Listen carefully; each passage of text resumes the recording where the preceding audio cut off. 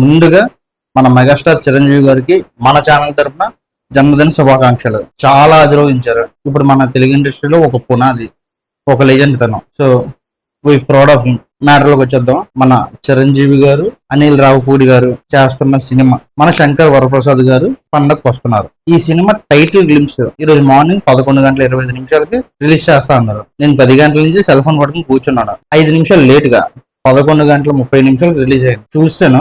ముందు ఈ వీడియో చూసిన తర్వాత ఏదో యాడ్ చూస్తున్నాను అనుకున్నాను, లేకపోతే టీవీ షోకి వస్తున్నారేమో, ఆ షో ప్రోమో ఏమో అనుకున్నాను. లేదు ఈ టైంకి ఈవెంట్ జరుగుతుంది, ఆ ఈవెంట్ కి వస్తున్నారేమో, ఆ ప్రోమో ఏమో అనుకున్నాను. ఏటి కాదు, అదే గ్లిమ్స్, ఇదే గ్లిమ్స్ అనుకున్నాను.